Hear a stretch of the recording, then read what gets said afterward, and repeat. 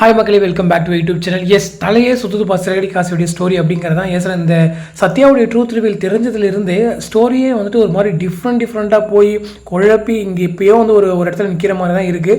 So ஏன் அப்படி சொல்கிறேன் அப்படின்னா, சத்யாவுடைய உண்மை எப்படி தெரிய வரும் நம்ம ஒன்று எதிர்பார்ப்பு வச்சுருந்தோம். பட் அதுவே வந்துட்டு எவ்வளோ பெரிய ட்விஸ்ட்டில் தான் அவங்க வந்து சொல்லியிருந்தாங்க. ஏன்னா ஃபோனை எடுக்க அதை வந்துட்டு அந்த ஃபோனை எடுக்கிறதுக்கே நிறைய எபிசோட் கொண்டு வந்திருந்தாங்க. அது எடுத்ததுக்கப்புறம் ஒரு பக்கம் ரிவீல் பண்ணி விட்டு இவங்க போய் அடிக்க போய் அது அந்த இடத்துல வந்துட்டு முத்து வெளியே போயிருந்து. ஸோ அவர் திருப்பி வரப்போ இவங்க வந்துட்டு எல்லாருமே எனக்கு ஆல்ரெடி தெரியும்னு சொன்ன விஷயங்கள், அதே போல் சத்யா வந்து தற்கொலை பண்ணிக்க போகிறேன்னு சொல்லிட்டு அங்கேருந்து அவங்க காப்பாற்றி கொண்டு வந்தது. ஸோ அந்த உண்மை எப்படி வெளியே வரும் அப்படின்னு யோசிச்சிருந்ததுல அப்போல்லாம் இல்லைங்க. அதாவது சிட்டிக்கு மேலே ஏதாச்சும் பழி போகுமோ அப்படின்னு யோசிச்சதுல அப்படிலாம் இல்லை, போலீஸே வந்து பிடிக்கிறாங்கன்ற அளவுக்கு வந்துருச்சு. ஸோ போலீஸ் வந்து அவரை பிடிக்காம அவங்களுடைய அம்மாவுக்கு பிடிச்சிட்டு போனது, அதுக்கப்புறம் வந்துட்டு லாயரை பார்க்க போனது, அங்கே வந்து ஒரு 5 லட்ச ரூபா பணத்தை கொடுக்குறேன்னு சொல்லுது. அந்த 5 லட்ச ரூபா பணத்துக்கு வந்துட்டு இவங்க சேர்த்து வச்சிருந்த காசு, ஸோ இந்த மாதிரிலாம் வந்துட்டு வட்டிக்கு வாங்கினதுன்றது அது ஒரு பக்கம் இருக்குது. இன்னொரு பக்கம் சத்யாவை கூட்டிகிட்டு போயிட்டு அங்கே அவங்களுடைய ஃப்ரெண்டு வீட்டில் தங்க வச்சது. இந்த மாதிரி பாருங்களேன், எல்லா இடத்துலையும் ஒரு பக்கம் எங்கெங்கேயோ ஸ்டோரியை மூவ் பண்ணி இப்போ பாருங்கள் ஃபைனலாக அந்த ஒரு விஷயம் சப்புன்னு கொண்டு வந்துட்டாங்க. அதாவது இவங்களே போய் வாபஸ் வாங்குற மாதிரி கொண்டு வந்துட்டாங்க. அந்த வாபஸ்லேயும் ஒரு 2 லட்சம் இவங்க வாங்கிட்டு 3 லட்சம் அவருக்கு போயிருச்சு இல்லையா.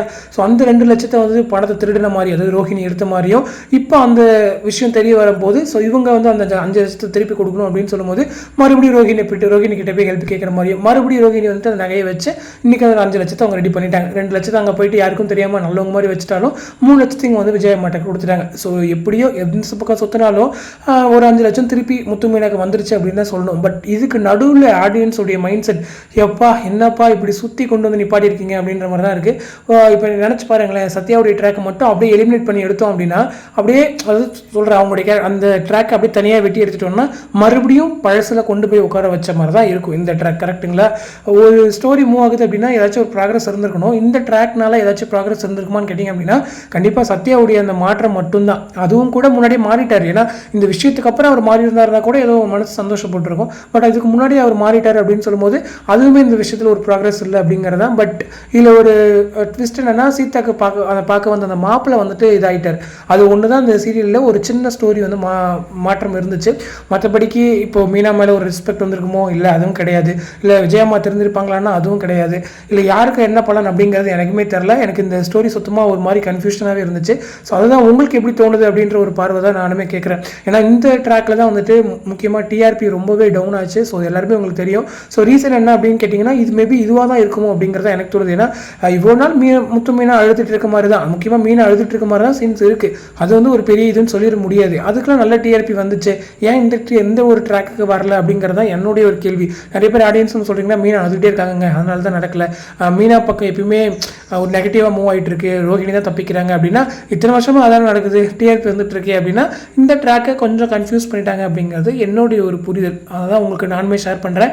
ஸோ அடுத்து ஒரு அப்கமிங் பார்க்குறோம் அப்படின்னு சொன்னாலுமே கூட இங்கே கூட பாருங்கள், இப்போ ரோஹிணி வந்துட்டு அவங்களுடைய பையனை வந்துட்டு இப்போ ஒரு ஸ்கூலில் சேர்க்க வராங்க. அந்த ஸ்கூலில் நம்மளுடைய அப்பா வந்துட்டு இங்கே போயிட்டு ஒரு அக்கௌண்டண்ட்டாக ஜாபுக்கு வந்து ஜாயின் பண்ணுறாங்க. ஸோ ட்ரூத் ரிவீல் ஆகுமா அப்படின்ற மாதிரி கொஞ்சம் ஒரு பக்கம் மூவ் பண்ணுறாங்க.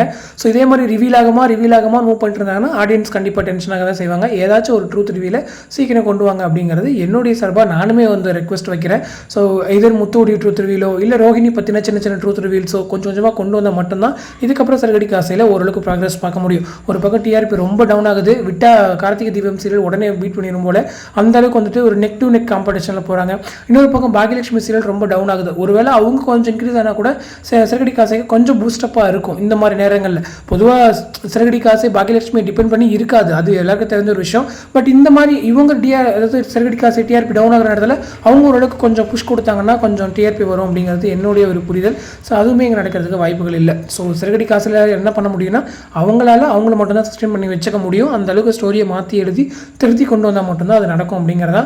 ஸோ இது டோட்டலி என்னுடைய ஒரு புரிதல் அண்ட் பார்வை. ஸோ நீங்கள் என்ன நினைக்கிறீங்க அப்படிங்கிறத மறக்காம கமெண்ட் செக்ஷன் சொல்லுங்கள். ஏன்னா பொதுவாக எல்லா டைமும் நான் வந்து சப்போர்ட் பண்ணியே பேசிகிட்டு இருக்கேன் அப்படின்னு சொல்லிட்டு நிறைய பேர் திட்டவும் செய்கிறீங்க. இந்த டைமில் எனக்கு தோன்ற விஷயத்தை நான் அப்படியே ஃப்ராங்காகவே சொல்கிறேன். ட்ராக் எல்லாம் ஓகே தான், பட் இது இன்னும் கொஞ்சம் அழகாக ப்ராக்ரஸ் பண்ணி கொண்டு போயிருக்கலாமோ அப்படிங்கிறதா என்னுடைய ஒரு ரிக்வெஸ்ட்டு. ஸோ நீங்கள் நினைக்கிறீங்கிறத சொல்லுங்கள். அடுத்த ஒரு இன்ட்ரெஸ்ட் நெக்ஸ்ட் மீட் பண்ணுறேன். தேங்க்ஸ் ஃபார் வாட்சிங் அண்ட் பை.